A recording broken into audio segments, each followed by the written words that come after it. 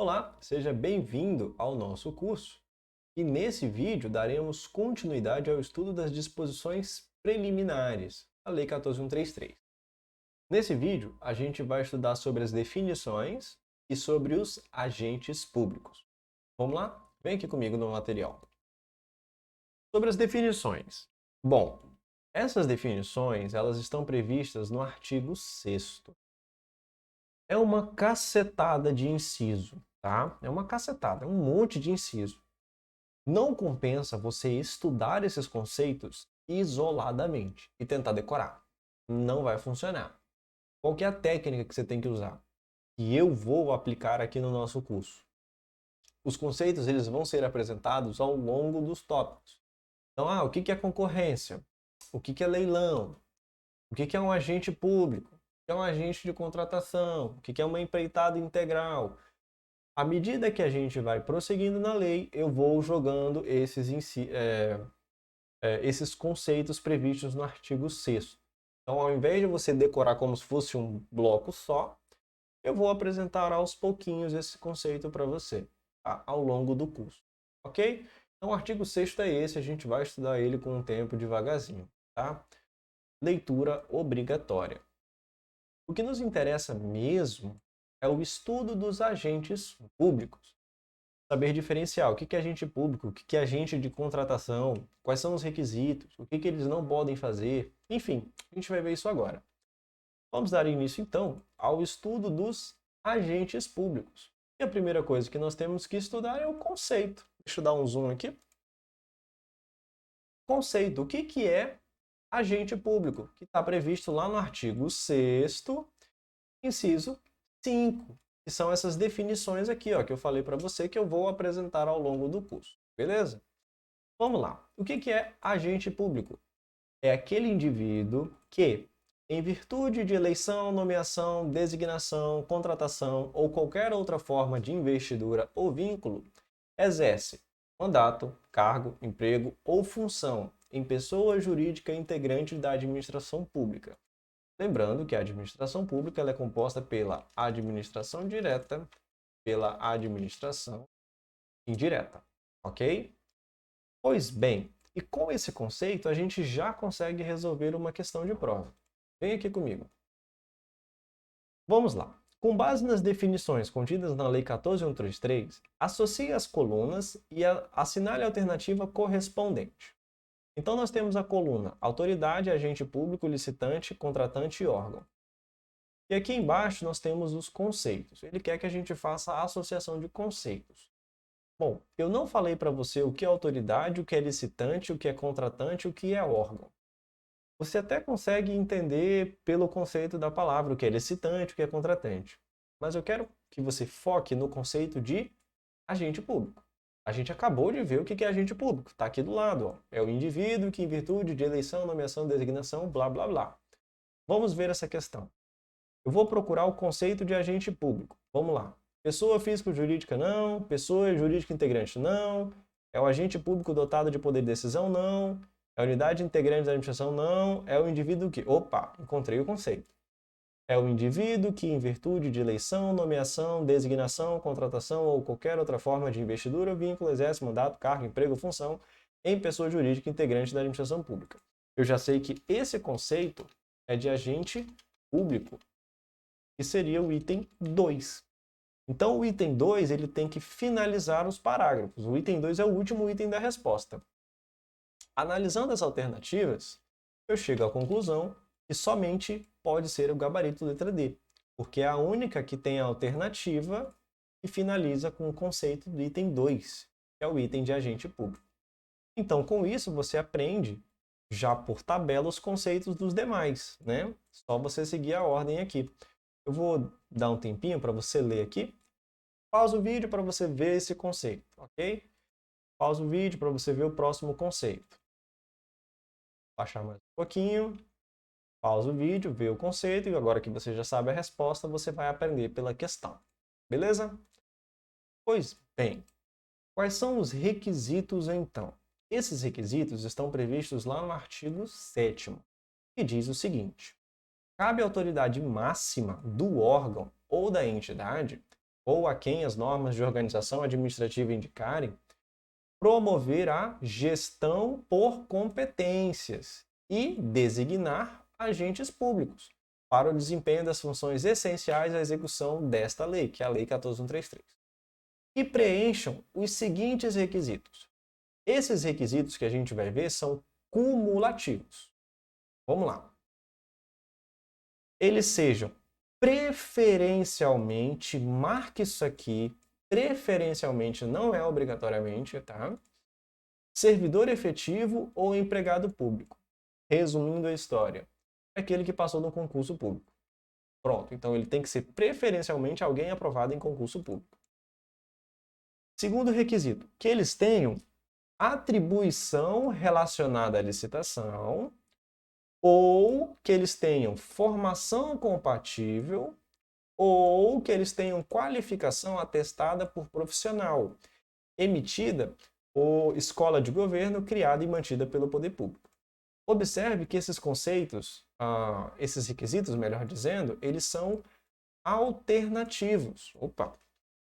Eles são alternativos. Por que eu posso tomar essa conclusão?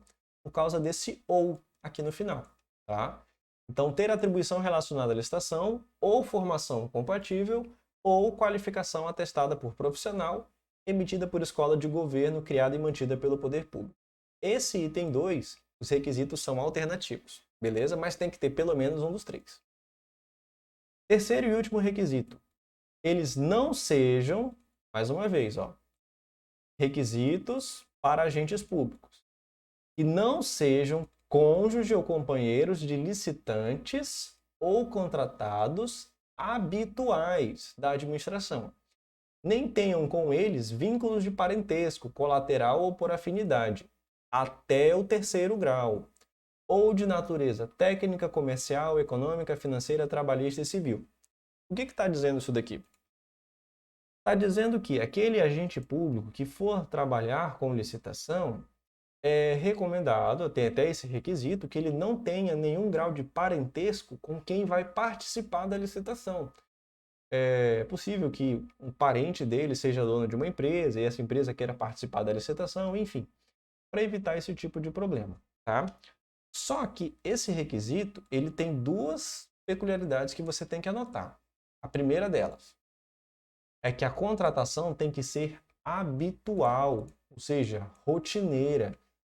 Não é aquela obrigação assim que é isolada uma vez e pronto, acabou. Não, tá? E o segundo requisito é que até o 3º grau, ou seja, a partir de primo para frente, pode, porque primo é parente de 4º grau. Isso aqui você estuda lá em direito constitucional, tá? Mas essa regra ela se aplica até o 3º grau. Do 4º grau para frente, pode prosseguir normalmente. Pois bem, além disso, essa autoridade responsável para designar os agentes públicos tem que atender ao princípio da segregação de função que nós estudamos no vídeo anterior, que é a separação de funções sensíveis em diferentes agentes. Nós já vimos isso, tá? Bom, esses requisitos que nós estudamos no artigo 7º e essa ordem de atender ao princípio da segregação de função também vai se aplicar aos órgãos de assessoramento jurídico e aos órgãos de controle interno da administração. Beleza? Vedações. Esses agentes públicos, eles não podem, e tem uma série de vedações que a gente só precisa bater o olho e dar uma lida, tá? Vamos lá. Eles não podem admitir, prever, incluir ou tolerar, nos atos que praticar, situações que, vamos lá, comprometam, restringam ou frustrem o caráter competitivo do processo licitatório. Inclusive nos casos de participação de sociedade cooperativa. Toma cuidado com esse inclusive aqui, tem carinha de prova. A banca pode tirar e colocar um exceto, um salvo. Toma cuidado. Também não pode admitir, prever, incluir ou tolerar nos atos que praticar situações que estabeleçam preferências ou distinções em razão da natureza, sede ou domicílio dos licitantes. Você não pode dar preferência a um licitante que ele tem uma sede em um determinado estado ou em um determinado município. Não pode fazer isso, tá? E também não pode admitir, prever, incluir ou tolerar os atos que sejam impertinentes ou irrelevantes para o objeto específico do contrato, ok? Além disso, eles não podem também estabelecer tratamento diferencial de natureza comercial, legal, trabalhista, previdenciária ou qualquer outra entre empresas brasileiras e estrangeiras, inclusive no que se refere à moeda, modalidade e local de pagamento, mesmo quando envolvido financiamento de agência internacional. Também não podem opor resistência injustificada, claro, porque se for justificada, pode, né? É justificada. Injustificada ao andamento de processos e indevidamente retardar ou deixar de praticar ato de ofício ou praticá-lo contra a disposição expressa em lei. E os agentes públicos também não podem participar direta ou indiretamente da licitação ou da execução do contrato, devendo ser observadas as situações que possam configurar conflito de interesse no exercício ou após o exercício do cargo ou emprego, nos termos da legislação. Ou seja, o servidor, o agente público que trabalha lá na administração, não pode participar da licitação que a administração está fazendo. Beleza? Pois bem, tirei o resumo aqui. Essas vedações, elas também vão se estender a terceiro, que não seja servidor, mas que ele auxilie a condução ou da contratação na qualidade de integrante da equipe de apoio, profissional especializado ou funcionário representante de uma empresa que preste assessoria técnica. Então, essas vedações também vão se aplicar a particulares que estejam nessa condição. Ok? Bom, vamos ver umas questõezinhas? Deixa eu arrumar aqui para centralizar. Mapa. E com isso a gente já pode ver umas questões. Vamos lá. A respeito das noções de administração, julgue o item. Nas licitações, é permitido ao agente público estabelecer tratamento diferenciado de natureza comercial, legal, trabalhista ou previdenciária à empresa brasileira em relação às estrangeiras, especialmente quando os bens e serviços forem produzidos no país e particularmente quando produzidos e prestados por empresas brasileiras. Negativo, a gente acabou de ver que eles não podem, né, estabelecer tratamento diferenciado. Está aqui, ó, essa questão aqui, ó, não pode estabelecer tratamento diferenciado. Portanto, questão errada. Vamos para mais uma, tem uma aqui, ó. Ainda está previsto na Lei 14.133 que é vedado ao agente público designado para atuar na área de licitações e contratos, ressalvados os casos previstos em lei, exceto. Então, nós temos umas situações que a banca está dizendo que é vedado ao agente público fazer, que a gente acabou de estudar. Mas ele quer a exceção, ou seja, o que pode fazer. Vamos procurar a alternativa. Vou baixar mais um pouquinho. Vamos lá. É vedado ao agente público opor resistência injustificada ao andamento dos processos e indevidamente retardar ou deixar de praticar ato de ofício ou praticá-lo contra as disposições expressas em lei?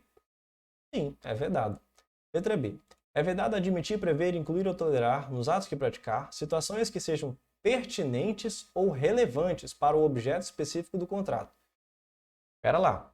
Ele está dizendo que é vedado admitir, prever, incluir ou tolerar, nos atos que praticar, situações que sejam pertinentes ou relevantes? Bom, parece que está esquisito isso aqui, né? Na verdade, são situações que sejam impertinentes ou irrelevantes. Vamos ver aqui no nosso mapa a resposta. Olha só. Admitir, prever, incluir ou tolerar situações que sejam impertinentes ou irrelevantes. Não é pertinente e irrelevante. E a banca trocou a palavrinha e por esse motivo a letra B está errada. Né? Como ele quer a questão errada, a letra B tem que ser a errada. Não vou ler as demais por questão de economia de tempo. Tá? Beleza. Agora nós vamos falar sobre o agente de contratação, que tem uma diferença. O agente de contratação está previsto lá no artigo 8º. O que é isso? Vamos estudar o conceito. O agente de contratação é aquela pessoa designada pela autoridade competente entre os servidores efetivos ou empregados públicos dos quadros permanentes da administração pública para tomar decisões, acompanhar o trâmite da licitação, dar impulso ao procedimento licitatório e executar quaisquer outras atividades necessárias ao bom andamento do certame até a homologação. Note que aqui tem uma diferença sutil. Qual é a diferença sutil? A diferença é que o agente de contratação, ele, preste atenção, deve ser obrigatoriamente servidor público efetivo ou empregado público dos quadros permanentes. Traduzindo a história, ele tem que ser aprovado em concurso público. Ele tem que ser alguém que decorreu de aprovação em concurso público. Ao contrário do conceito, dos requisitos, melhor dizendo, dos agentes públicos. Note que o agente público, vamos voltar no nosso mapa, ele tem que ser preferencialmente servidor efetivo ou empregado público. Mas quando nós vamos para o agente de contratação, este deve ser obrigatoriamente servidor efetivo. Cuidado que aqui já tem uma possível casca de banana, questão de prova vindo por aí. Ok? Vou fechar aqui. Beleza. Então a gente já estudou esse conceito e já viu esse requisito que é o diferencial. Esse agente de contratação, como que ele vai fazer tudo ali no processo da licitação? Ele vai ser auxiliado por uma equipe de apoio, tá? Porém, o agente de contratação, ele vai responder individualmente pelos seus atos que praticar. A responsabilidade da equipe fica afastada. Só que tem uma exceção, que é quando o agente de contratação for induzido a erro pela equipe de apoio. Então, o agente de contratação, ele vai fazer basicamente tudo, olha só. Ele que tem as atribuições de julgar as propostas, de habilitar ou não os licitantes, de impulsionar o procedimento licitatório.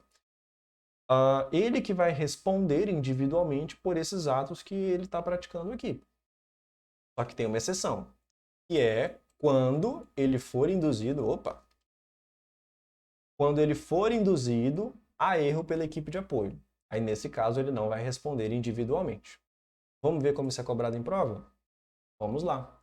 O agente de contratação será auxiliado por uma equipe de apoio e responderá individualmente pelos atos que praticar, salvo quando induzido a erro pela atuação da equipe.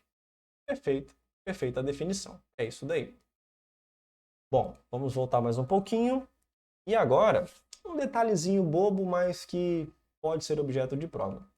Caso a licitação a licitação adote a modalidade pregão, esse agente de contratação não vai ser chamado de agente de contratação. Ele vai ser chamado de pregoeiro. E é um nome que veio lá da Lei 10.520 e quiseram manter esse nome. Então, só um detalhe muito pequeno que você tem que saber. Vamos lá. Esse agente de contratação, ele pode ser substituído em algumas situações, tá? Ele será substituído por uma comissão de contratação ou por uma banca, a depender da situação. E a gente vai analisar cada uma delas. Começando pela comissão de contratação. Esse agente, aqui ó, o agente de contratação, será substituído ou poderá ser substituído por uma comissão de contratação. Em quais casos? São dois casos. Para a contratação de bens e serviços especiais, isso está previsto lá no artigo 8º, parágrafo 2º, ou na modalidade diálogo competitivo. Pronto. Ou na modalidade diálogo competitivo. Isso está previsto no artigo 32, parágrafo 1º, inciso 11, beleza? Mas qual é a diferença entre os dois? É que na contratação de bens ou serviços especiais, essa substituição ela é facultativa. Pode ser substituído, não é obrigatório.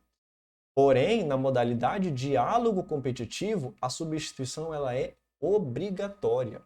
O agente de contratação deve obrigatoriamente ser substituído por uma comissão de contratação, o que não acontece na contratação de bens ou serviços especiais. É facultativo, pode ou não. Ok? Bom, quanto aos membros dessa comissão de contratação.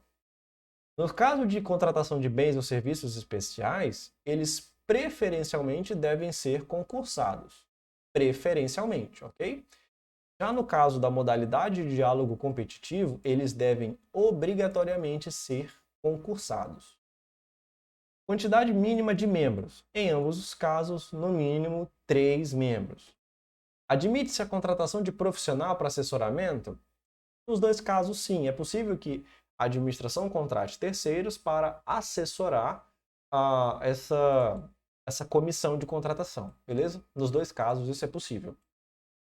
E quanto à responsabilidade dos membros? Se acontecer alguma besteira, se alguém fizer alguma cagada lá, como é que vai se dar essa responsabilização? Nos dois casos, a responsabilidade é solidária, ou seja, todo mundo responde em igualdade de condições. É como se fosse dança de tango. Se um cai, o outro cai junto, ok? Mas tem exceção. Qual é a exceção? Salvo se membro que expresse posição individual divergente, fundamentada e registrada em ata lavrada na reunião, em que houver sido tomada a decisão. Ou seja, tem um membro que não concorda com um determinado ato que está sendo praticado e ele não quer participar daquela decisão. Então ele vai lá, escreve a sua posição, ele diz que ele é divergente, não concorda com aquilo e registra na ata. Aí sim, nesse caso, a responsabilidade dele foi afastada. Se der algum problema, ele não vai ser responsabilizado porque ele se opôs devidamente registrado e lavrado em ata. Ok? Bom, vamos ver umas questões? Vamos lá. Questão da Fundatec. Em licitação que envolva bens ou serviços especiais, cujo objeto não seja rotineiramente contratado pela administração, pode, olha, presta atenção, pode ser contratado por prazo determinado, serviço de empresa ou profissional especializado em substituição ao agente de contratação. E aqui que está a pegadinha de prova. Questão errada. Olha só, presta atenção que essa aqui é uma pegadinha muito suja. A questão estava indo muito bem, mas a banca diz que pode ser contratado por prazo determinado, serviço de empresa, profissional especializado, em substituição ao agente público. Negativo. Isso aqui basicamente é o quê? A administração contratando terceiros para substituir um servidor público. Isso aqui é maluquice. Não pode. Tá? Ele não vai substituir. Preste atenção aqui na tabela. Ó. Ele vai assessorar. Olha aqui, ó, assessorar. Não é substituir. Então tome cuidado. Essa foi uma pegadinha muito suja que eu vi em prova e que a banca pegou muita gente com isso aqui. Ok? Bom, vamos ver. Bacana. Então, apresentei a você a hipótese de o agente de contratação ser substituído por uma comissão de contratação. Agora a gente vai ver uma outra hipótese em que ele é substituído por uma banca. Tá? Essa substituição da banca está prevista lá no artigo 37. Isso vai ocorrer quando for utilizado o critério de julgamento melhor técnica ou técnica e preço. Nesse caso, a banca vai ser composta por, no mínimo, 3 membros, que podem ser, não é obrigatório, cuidado, pode, é facultativo. Podem ser servidor efetivo, empregado público pertencente ao quadro permanente, ou seja, traduzindo, aprovado em concurso público. Ok? Ou ainda, essa banca pode ser composta por profissionais contratados por conhecimento técnico, experiência ou renome. Ou seja, são particulares, aqui para mim, são particulares que têm notórios conhecimentos, que têm conhecimento daquele objeto, trabalhou muito com aquilo, possuem um know-how que a administração não possui com seus servidores. Tá? Então, nesse caso, é possível. Pois bem, bom, quanto à banca, é isso, ainda não vi ser cobrado em prova. Vamos lá, mais questões aqui de agente de contratação, vamos ver aqui. O agente de contratação será preposto da contratada, que servirá de elo para a comunicação com a administração pública. Uma pegadinha suja de prova, mas o agente de contratação ele não é preposto da contratada. Ele trabalha para a administração. Ele é um servidor. Lembra que eu falei que ele obrigatoriamente tem que ser servidor? Pois é, ele não trabalha para a contratada. Ele trabalha para contratante, para a administração pública. Portanto, questão errada. Por fim, para finalizar, nós temos o caso de defesa na esfera administrativa, controladora ou judicial, previsto lá no artigo 10. Aqui, ó, tá errado aqui, não é 10º não, artigo 10. É uma situação quando, por exemplo, durante a prática dos atos, o agente precisa responder a um processo administrativo, ou eventualmente a um processo judicial, e a gente vai ver algumas regrinhas bem simples sobre esse assunto. Vamos lá? O artigo 10 fala o seguinte: se as autoridades competentes e os servidores públicos que tiverem participado dos procedimentos relacionados às licitações e aos contratos de que trata esta lei, se eles precisarem defender-se nas esferas administrativa, controladora ou judicial em razão de ato praticado com estrita observância de orientação constante em parecer jurídico, elaborado na forma do parágrafo 1º do artigo 53 dessa lei, o que vai acontecer? A advocacia pública, né, a defensoria pública, promoverá a critério do agente público, ele que vai escolher se aceita ou não, sua representação judicial ou extrajudicial.